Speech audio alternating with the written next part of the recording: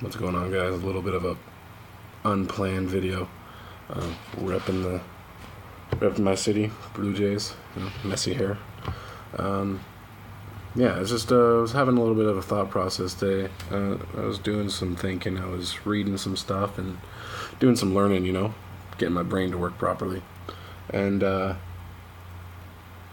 was thinking about you guys as athletes and those who get injured and and why it may be important for you to be willing to let go of some things and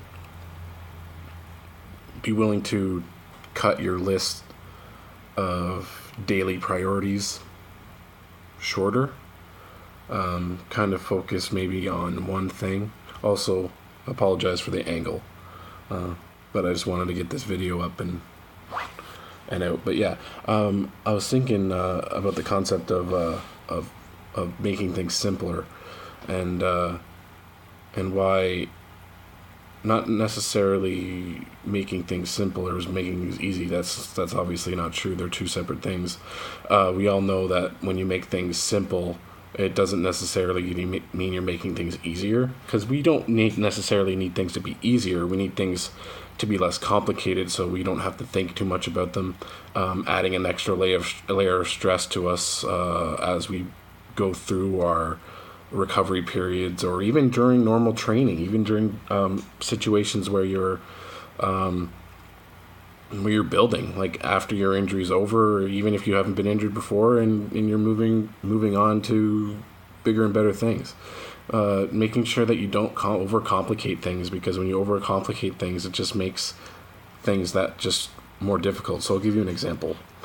So for me, I used to have like maybe 6 or 7 exercises I would do for a particular muscle group.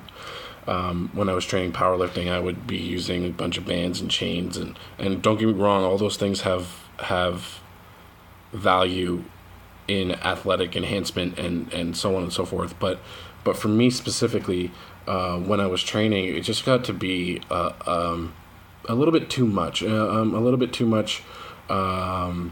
the thinking side, and again, I get why a lot of people do the things they do. They feel they need to cover all their bases. They need to attack things from all angles, and I understand that.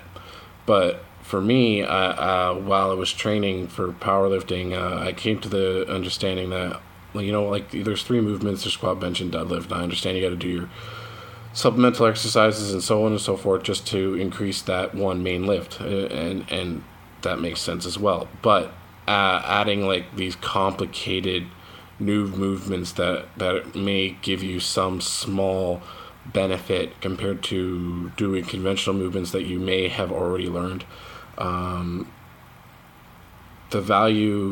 the cost to risk ratio just doesn't really make sense. So for me, it was just like, get down the main movements that work for you, do them properly, program them properly first off, and then do them properly. But then I started getting into kettlebell work, and then you see, like, in kettlebells, they're generally pretty simple in terms of like teaching you how to hip hinge and how to snatch properly, overhead position, making sure everything's straight line through when you're in the top of the snatch position, from your hand all the way down your shoulder, all the way down your body, all the way down your feet. Just basic human movement mechanics being displayed properly. That's the main thing. If you mess up here and there, you have risk of injury, and all that. But for me, when I started doing training with the kettlebells, is I would just do them timed. Like, I would be like, okay, I'm going to do 10 per hand for 5 minutes, and that would be 100 reps, and then that would accumulate to, depending on whatever bell you're using, your volume would be higher or lower. And again, if you're training for strength, you're training for endurance. That's again, that depends on your programming. But instead of adding in like a million different movements with the kettlebells, like, it was just like, at the beginning, it was just like, learn the basics, get the basics down just by doing the basics. You can get a great workout doing that. There's no real there's no real downside to like adding new things, and unless you are completely new and you just don't understand the basic movement patterns of the human body. Like the Turkish getup can be pretty hard for a lot of new people to nail down. Obviously, we get that it takes time to practice. You got to practice on everything we do. But throwing 100 different things at one person at the beginning, overcomplicating things for them is not going to get them anywhere. It's going to either be overwhelming for them and they're just going to stop, or they're going to possibly get hurt just because it's an overload and their body's not ready for added movements that they just haven't trained for. But yeah, so I was thinking earlier today about the concept of simple, not easy, and you can apply that to all areas of your life. We like to overthink in this day and age. There's social media, Facebook, Instagram, wherever you're watching this, YouTube. You get thrown at you all these pretty colorful things and people doing crazy things, and they're distracting you from your goals because they kind of take your attention away from what you should be paying attention to. I'm victim of this as well, just like basically everybody else is. But being willing to focus on the things that are important and kind of letting other things kind of fall off to the wayside are going to be important for your progression as not only as an athlete but as like a human being. If you have a goal that you need to get things done, and you want to get to the next level in your company, or if you want to make a certain amount of money, or you want to get the new car, or like whatever the case may be, it doesn't really matter. It's going to take you being willing to simplify things but execute on those simple things with 100% effort all the time.